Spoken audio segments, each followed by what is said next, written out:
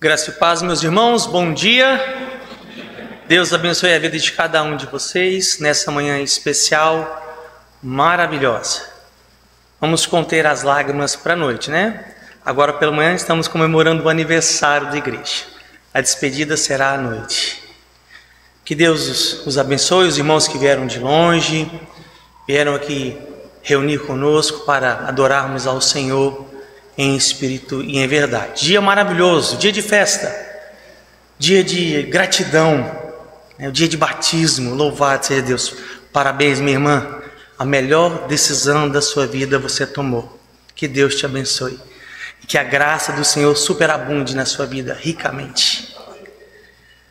Como o pastor Gilmar Júnior disse, eu sou o pastor Osney, sou pastor na ICE Rondonópolis.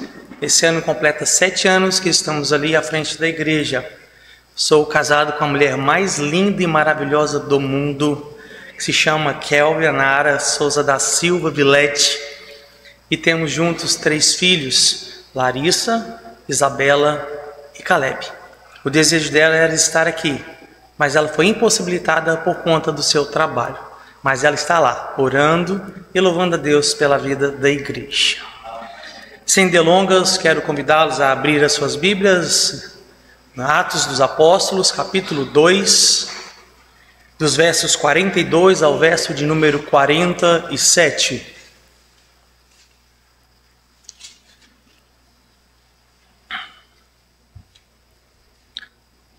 Atos, capítulo 2, dos versículos 42 ao verso de número 47.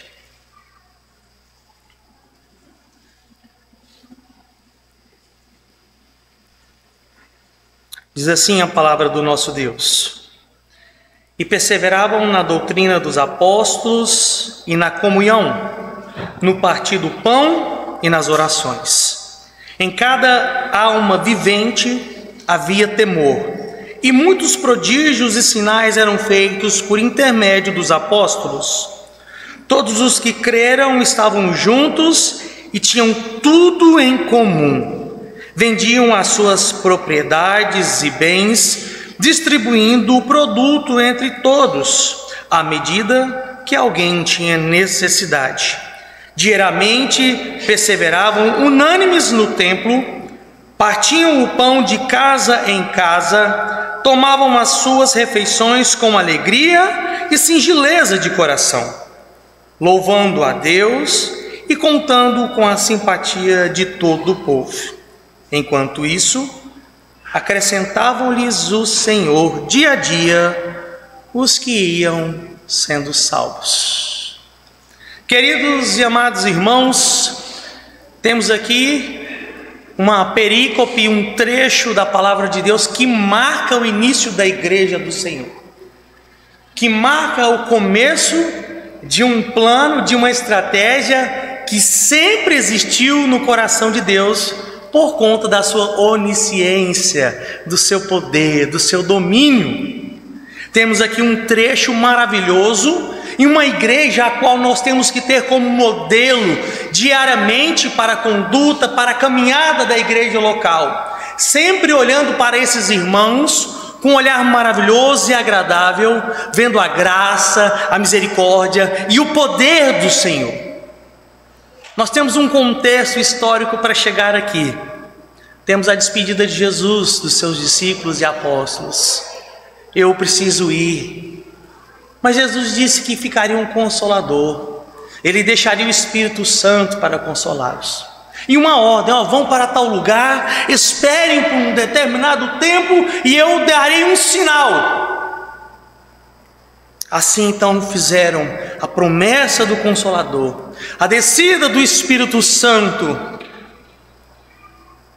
o manifestado poder de Deus, a pregação de Pedro, enérgica, eloquente, cheia de poder, a conversão de 3.000 homens, e o início e o começo da igreja do Senhor Jesus, o começo da igreja de Deus.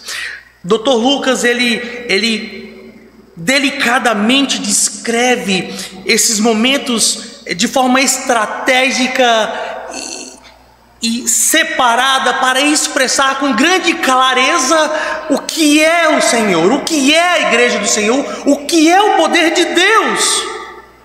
E dentro desse pequeno texto, ele destaca aqui 4 elementos ou 4 atividades que ficam evidentes e que saltam aos nossos olhos. Ele vai falar aqui da doutrina, ele vai falar da comunhão, ele vai falar do partir do pão, que Lucas emprega para aquilo que Paulo vai chamar de ceia lá em Coríntios.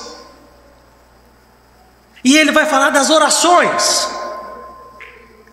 E ele, nesse cuidado de separar os vários acontecimentos primários aqui, que marca a igreja em Atos, ele fragmenta e ele explica, ele se dedica, ele se debruça em trazer aquilo que é genuíno, puro, verdadeiro, santo e real. A situação da igreja em seus vários aspectos e etapas, Lucas descreve aqui nesse texto. E a pergunta é: como essa igreja permanece de pé? Como essa igreja permanece de pé? Num particular de Jesus com Pedro, ele diz: ó, tu és Pedro, e sobre esta rocha edificarei a minha igreja. Na língua original grega, Jesus diz assim: tu és Petros, e sobre essa pedra edificarei a minha igreja. Petros significa fragmentos de rocha, pequenos blocos de rocha. E Petra é a rocha em si, maciça.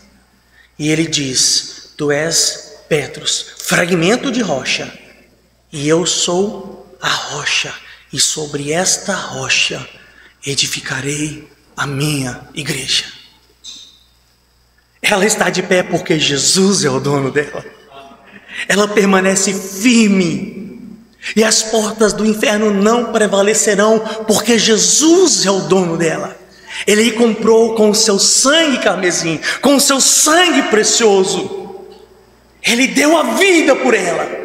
Se dependesse de nós, de mim, do pastor Júnior, da diretoria dessa igreja, com certeza ela já teria fechado suas portas. Mas ela não é movida por nós, mas através de nós, pela graça, misericórdia e poder do Senhor sobre a vida de vocês, sobre a vida desta igreja. Por isso ela permanece de pé. E eu quero diluir essas atividades aqui em pelo menos 3 características que traçam o perfil da igreja de Cristo. Lucas apresenta aqui para a gente pelo menos 3 características que traçam o perfil da igreja do Senhor. E o primeiro perfil é uma igreja que tem doutrina. Ela tem que ter doutrina, ela tem que ter Bíblia, ela precisa ter Bíblia. É uma igreja que tem sede de conhecimento, uma igreja que busca conhecimento, é uma igreja alicerçada nas Escrituras, não em filosofias, ou alegorias, ou movimentos. Não, é uma igreja sólida, porque ela tem um conhecimento da palavra de Deus. Por isso ela tem que ser regada e cheia de Bíblia. Primeiramente, o culto não é para nós. Esse culto ele tem que ser sempre cristocêntrico, teocêntrico. Ele é voltado para Cristo, para Deus, através do Espírito Santo em nossas vidas. E ela precisa vir carregada de palavra. É uma igreja que persevera no ensino. É uma igreja que debruça sobre a leitura, que tem curiosidade de entender os contextos bíblicos. E quando o presbítero estava lendo aqui a história da igreja, eu me lembrei do saudoso professor Glauco, que foi meu professor de história da igreja, e ele dizia assim: quem não aprende com a história tende a errar 2 vezes. Então esta igreja, ela precisa ser marcada por doutrina, por Bíblia. Ah, ali temos uma igreja que tem Bíblia, eles ensinam uma palavra.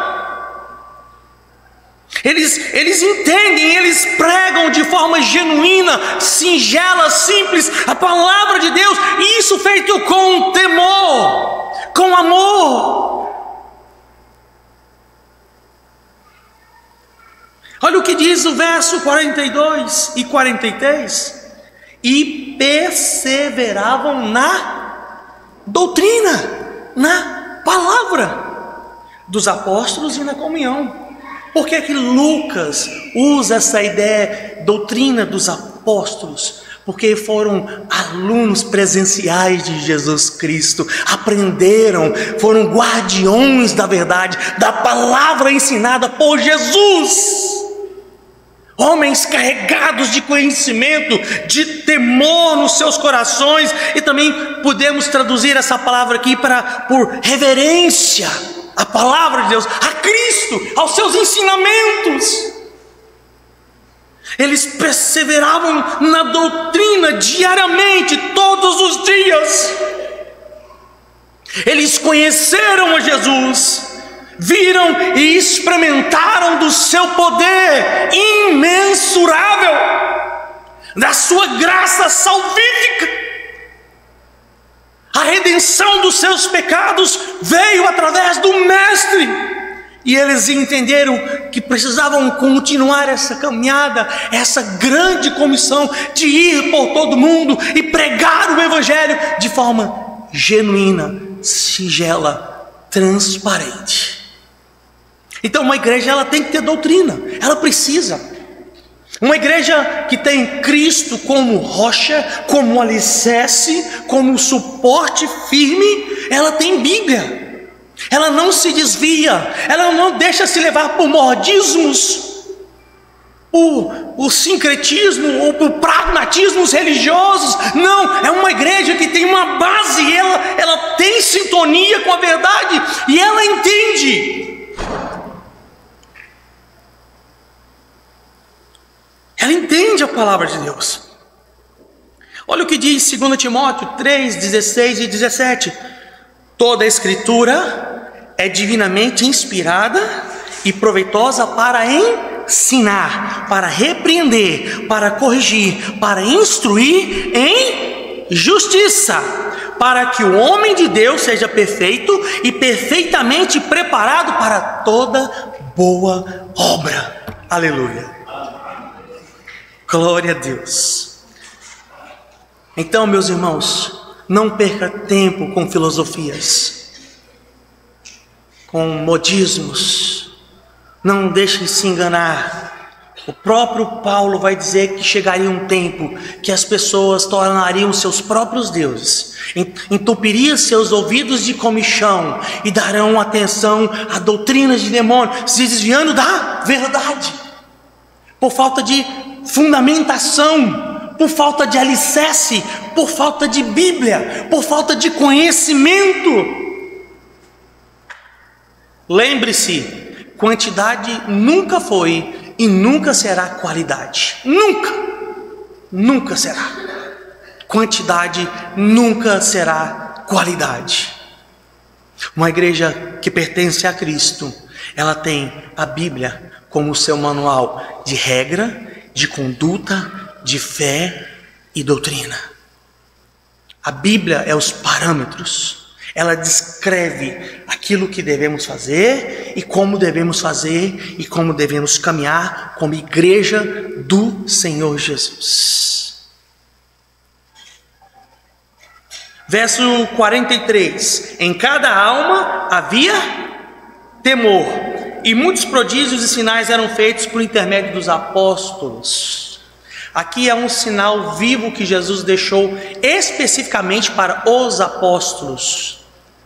Esse poder de sinais e maravilhas, ele serviu para concretizar, para evidenciar mais ainda quem é Jesus. Foi dado especificamente para os apóstolos na igreja primitiva. Por isso eles tinham essa total confiança no Senhor, de curar, ressuscitar, Não que o Senhor não trabalhe, Ele continua trabalhando e Ele pode fazer o que Ele quiser, porque Ele é Deus. Mas dentro desse texto se aplica especificamente aos apóstolos. Esse poder foi direcionado, esses prodígios eram feitos porque o Senhor os capacitou para este momento específico da igreja do Senhor Jesus Cristo, da igreja de Jesus. A segunda característica que traça o perfil da igreja de Cristo é uma igreja que tem unidade. Ela precisa ter unidade. Uma igreja dividida, ela não vai para frente. Uma igreja que se divide entre pensamentos, ideias, posições, ela não cresce. Na verdade, ela atrofia. Ela vai andar de muletas, ela vai andar de cadeira de rodas, ela não vai desenvolver, ela não vai para frente. Uma igreja, ela precisa ter unidade em Cristo. Ela precisa caminhar em harmonia. Ela precisa caminhar em conjunto. A igreja do Senhor, ela precisa caminhar no mesmo pensamento. E qual é esse pensamento? Pregar a palavra, caminhar rumo aos céus, ser fiéis ao Senhor. Quando Deus nos formou, Ele nos formou para louvor da sua glória.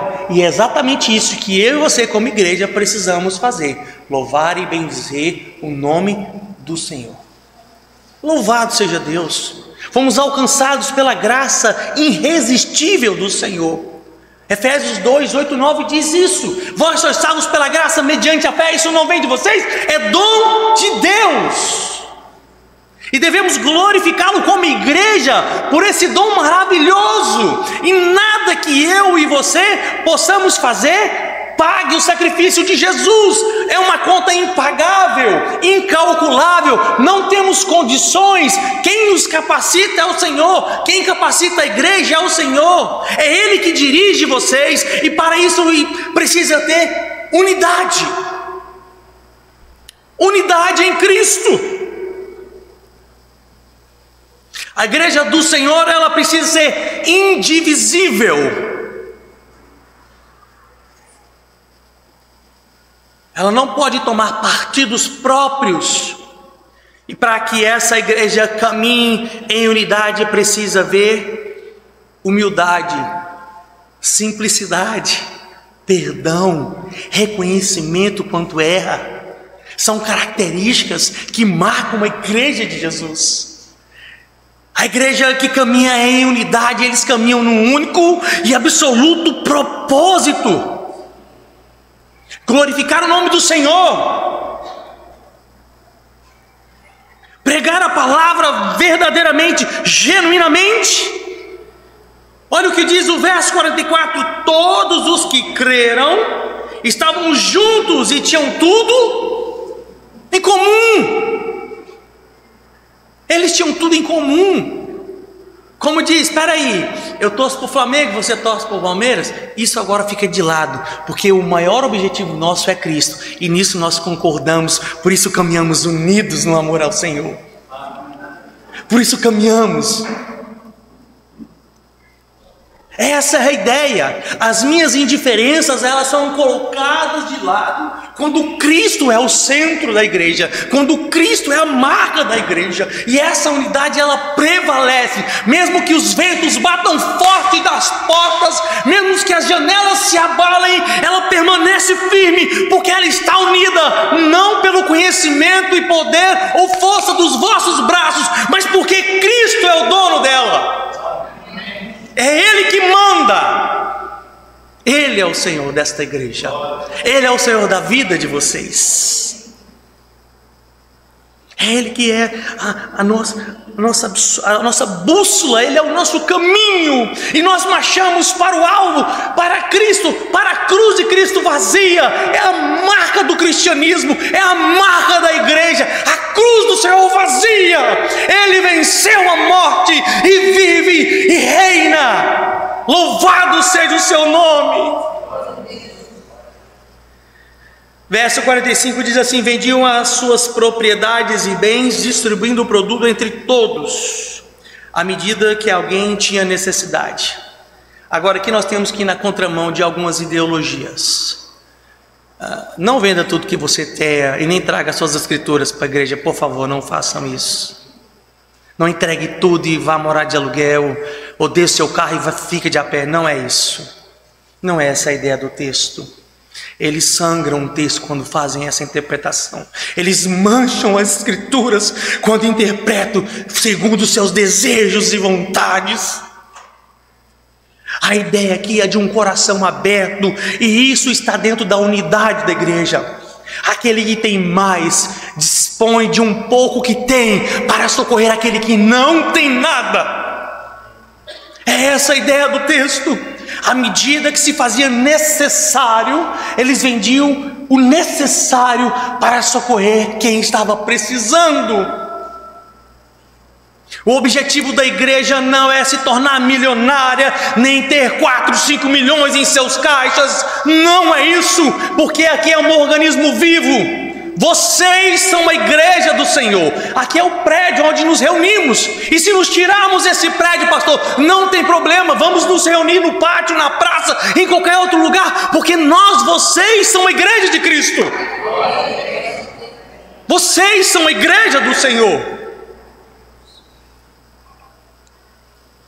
Então essa sensibilidade dentro da unidade da igreja, ela precisa ser visível.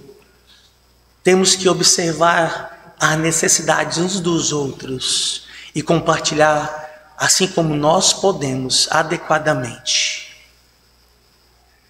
Não existe barganha com o Senhor, gambira com Deus. Não tem. Uma igreja genuína, uma igreja que ela é regida pela palavra, uma igreja que tem unidade, ela não tem esse negócio de vender terreno no céu, ela não tem esse movimento de dar e vai receber 10 vezes mais. Essas não são as promessas de Jesus. Jesus não prometeu isso para ninguém. Ele prometeu vida eterna se você crê nele. Ele prometeu salvação para a sua alma, libertação dos seus pecados. E isso marca a igreja do Senhor. E isso temos que ter como responsabilidade. Ajuda mútua. Eu por você, você por mim, e nós por amor a Cristo. Uns pelos outros. Esse individualismo não pode ser transparente na igreja de Deus. Interessante que, pensando nisso, podemos também pensar em Paulo quando fala sobre a ceia, né? Ali a ideia de divisão. Não, peraí, eu trouxe coca, a coca é só para minha família, você trouxe aí, então você bebe isso aí. Não é isso. Unidade não é assim. Unidade é dividirmos o pão, é levarmos o amor, a graça, a misericórdia. É você no fim do culto olhar para o irmão, ver ele cabisbaixo e dizer: irmão, vem cá, o que está acontecendo? Posso te ajudar? Posso orar por você? Posso caminhar contigo? Eu estou aqui para estender a mão. Nós somos uma família, fazemos parte do mesmo corpo de Cristo. Isso é unidade, é chorar uns com os outros, é se alegrar uns com os outros, é caminhar junto. Peraí, irmão, você está pegando isso aqui, eu vou te ajudar. Unidade. As diferenças, elas ficam de lado. E tenho certeza, meus irmãos, que a família do Senhor trabalha melhor quando esses membros fazem tudo juntos. Por isso a glória não é minha, a glória não é do pastor, não é dos presbíteros aqui, não é, nunca foi e nunca será. Somos apenas objetos seres usados pelo Senhor. A Bíblia traz essa ideia de dispenseiros, né? É aquele que fica lá na dispensa do barco, servindo e alimentando o pessoal do barco. Então somos dispenseiros, estamos aqui para servir e não para serem servidos. Nós que caminhamos à frente da igreja, seja em qual aspecto for de liderança, nós nunca estaremos aqui para ser servidos. Não, jamais. Estamos para servir, somos servos por amor a Cristo de vocês, da igreja do Senhor Jesus. E isso marca a igreja primitiva. Ele aqui diz como viviam os convertidos, a ideia da igreja. E isso tem que ser tido como exemplo. Todos os dias precisamos refletir sobre esse texto e vermos se encaixamos perfeitamente dentro desses parâmetros, dentro dessas características que o texto nos apresenta. Precisamos todos os dias analisar. Veja o que diz 1 Pedro 3,8. Finalmente, sede todos de um mesmo sentimento, compassivos, cheios de amor fraternal, misericordiosos, humildes. Isso marca a unidade da igreja. Mas aí tem Atos 3:34 que diz: pois não havia entre eles necessitado algum, porque todos os que possuíam terras e casas, vendendo-as, traziam o preço do que vendiam e depositavam aos pés dos apóstolos e repartiam a qualquer um segundo as suas necessidades. Uma igreja unida, sensível e agora de uma forma bem clara, é uma igreja que sabe que o irmão está passando luta, a água está cortada, a luz está cortada, vai lá, pega o dinheiro no caixa da igreja, vai lá, paga a água do irmão, paga a luz do irmão, compra uma cesta básica, ajuda aquela família, compra um remédio. Isso é a ideia de unidade na igreja. Isso é a ideia de unidade.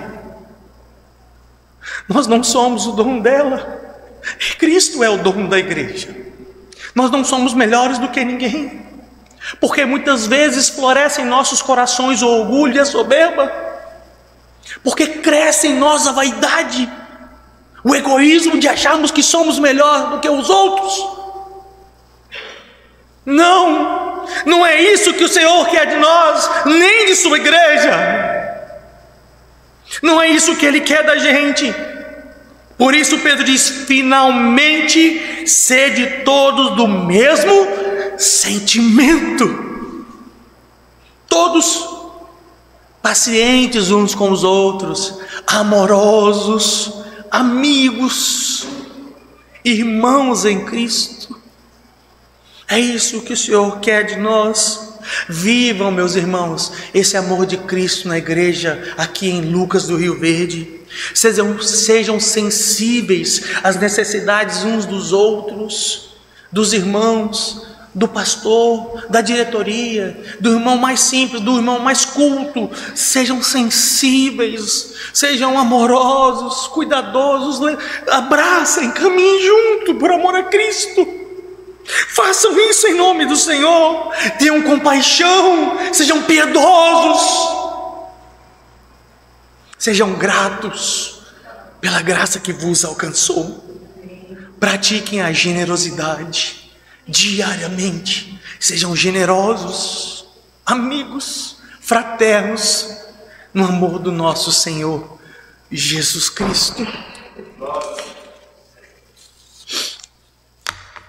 A terceira característica que traça o perfil da igreja do Senhor,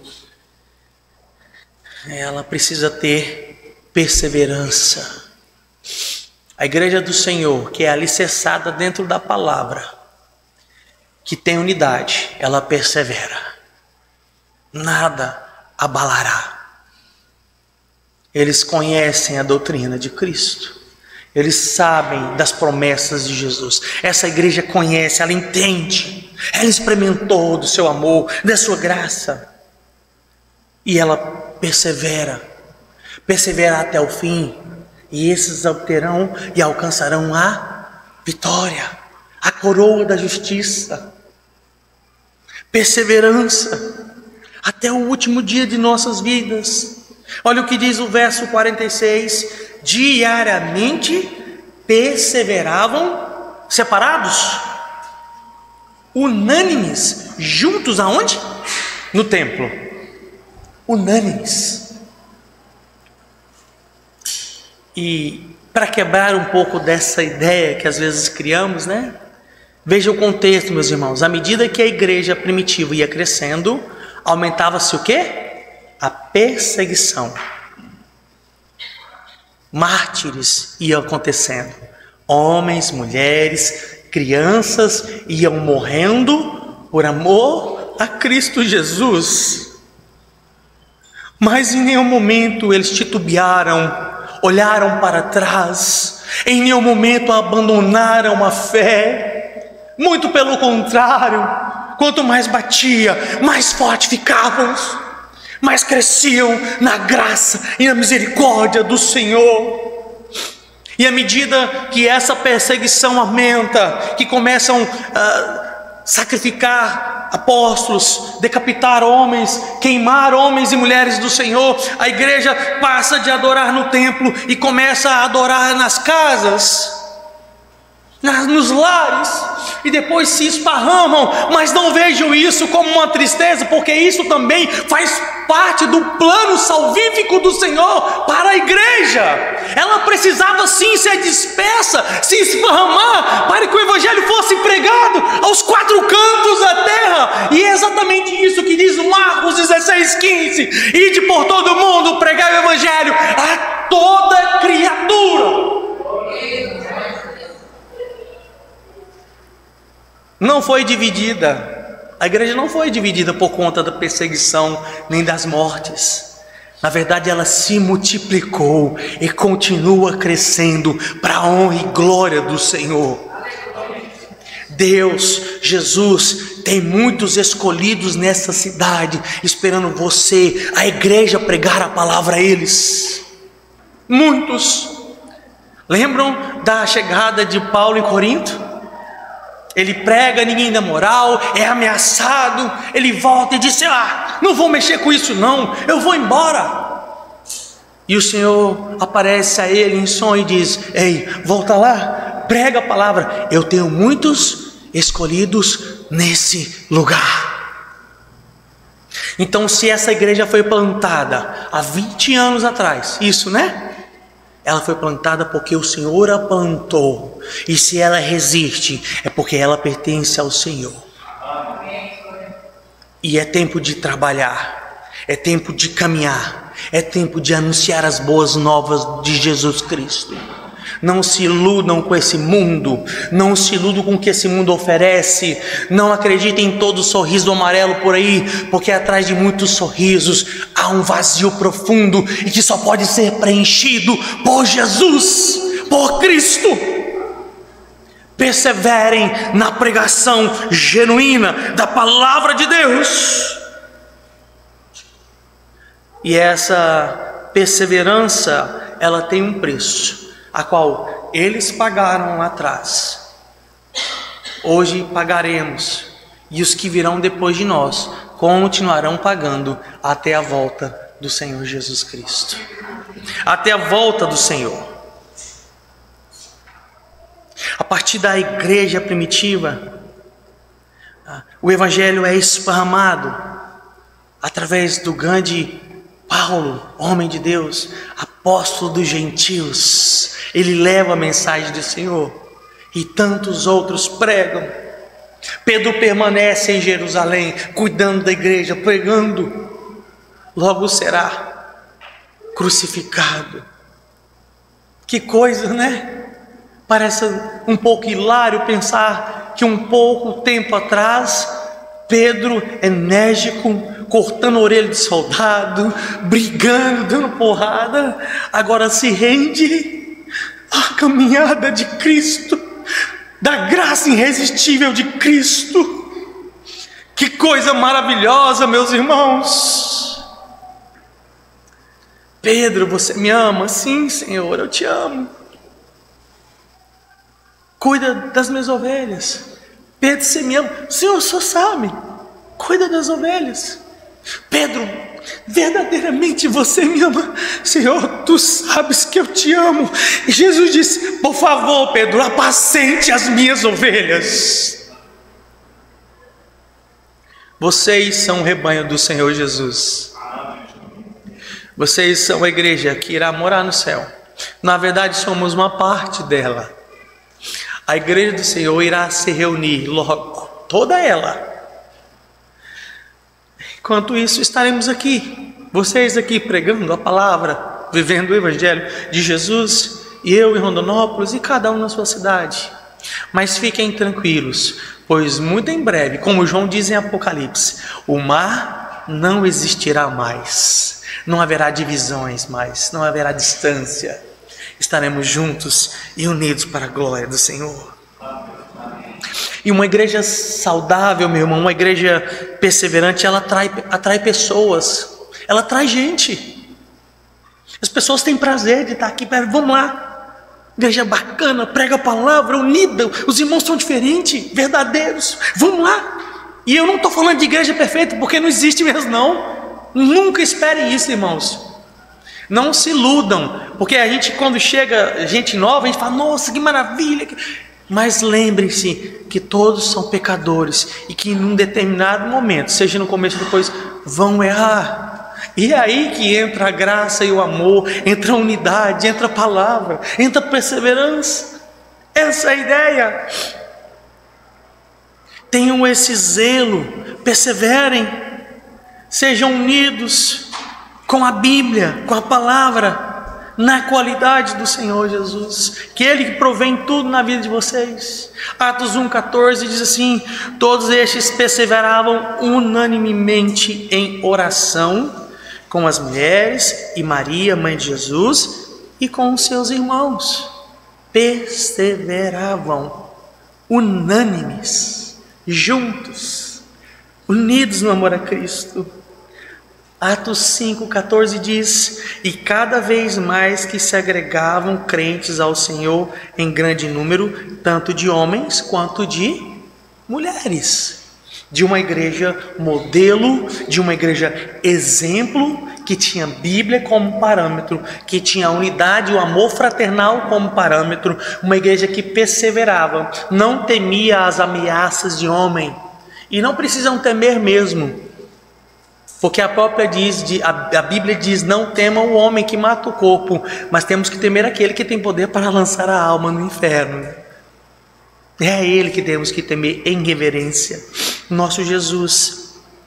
Sejam perseverantes, meus irmãos, dia a dia, na caminhada, sejam fiéis ao Senhor, não deixem se abalar por problemas, por lutas. Isso faz parte da nossa caminhada, faz parte da igreja. As lutas existem mesmo, problemas vêm, sejam eles no aspecto financeiro, ou sentimental, ou espiritual. Esses problemas vêm, esses abalos acontecem. E Paulo vai dizer que temos que, naquele dia mau ali, continuar o quê? Inabaláveis no Senhor. Isso faz parte da nossa caminhada. Tem dia que você vai acordar mais alegre, outro dia mais triste, e é assim.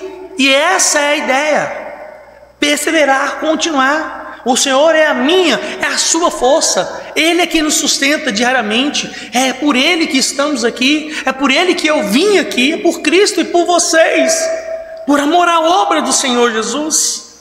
É por isso. Amem a Cristo sobre todas as coisas. Deixe que o mundo veja Jesus na vida de vocês. Sejam simpáticos e alegres na palavra. Sejam cordiais uns com os outros. Recebam bem os visitantes. Pregue a qualquer um. Preguem ao mendigo de rua. Preguem às prostitutas, aos ladrões, aos homicidas. Preguem aos pedófilos, pois Jesus também salva pedófilos. Jesus salva assassinos. Jesus salva quem Ele quiser, porque Ele é o dono da vida eterna. E nós somos instrumentos usados em suas mãos. A igreja é composta de pessoas que erram e erraram muito e continuarão errando até a volta do Senhor. E a ideia é essa: antes da salvação pela graça tínhamos uma natureza, a pecaminosa. Com a graça agora temos a natureza da graça, e elas duas estão aqui por enquanto, e uma briga com a outra. É por isso que temos que diariamente alimentar a nossa alma com devocionais, com leitura da palavra, com louvores, com amor, com fraternidade, perseverantes diariamente. Para que a igreja continue crescendo, ela precisa ter isso como parâmetro, como princípio. E para concluir o sermão desta manhã, essa pequena perícope que Lucas nos apresenta, ela traça verdadeiramente o perfil desta igreja primitiva. Seus primeiros passos, talvez o maior estado de inocência da igreja aqui, não tinha muito afrontas ainda, não tinha muito conhecimento, mas é um estado inicial da igreja do Senhor Jesus Cristo, e eles caminhavam e pregavam a palavra em amor a Cristo. Eles se mantiveram firmes, organizados, cumpriram com as santas doutrinas e palavras do Senhor. Eles eram abundantes em graça, em piedade, em devoção. E esse evangelho, meus irmãos, esse cristianismo, uma vez pregado, ele levado adiante, ele admite o seu poder na graça e no conhecimento de Jesus Cristo sobre nossas vidas, e dispõe a nossa alma com alegria ao Senhor Jesus, em todas as suas formas e aspectos. Um dia a igreja irá se encontrar com seu dono, e com certeza será um dos melhores dias de nossas vidas. O dia que poderemos abraçar Jesus e ele dizer: filho, vem, entra na morada que eu vim preparar para você. Vem, igreja do Senhor Jesus. Que essa igreja continue sendo cheia do Espírito Santo. Que essa igreja continue tendo como principal ferramenta a palavra de Deus, o amor fraternal, a unidade em Cristo e a perseverança, mesmo em dias difíceis, permaneçam inabaláveis no Senhor. E os que Deus designou para a salvação eterna serão eficazmente conduzidos a Cristo, e a terra se encherá do conhecimento da glória de Deus. Não é isso que diz no verso 47? Louvando a Deus e contando com a simpatia de todo o povo. Enquanto isso, acrescentavam-lhes o Senhor dia a dia os que iam sendo salvos. Que essa igreja se encha de pessoas crentes, convertidas, alicerçadas, que aqui esparrama em cadeiras, enquanto não couber, de quebra a parede, cresce a igreja, tudo para a honra e glória do Senhor Jesus. Que Deus os abençoe, que Deus abençoe a igreja, em nome de Jesus. Vamos orar mais uma vez. Se coloque em pé, por favor, para orarmos ao Senhor.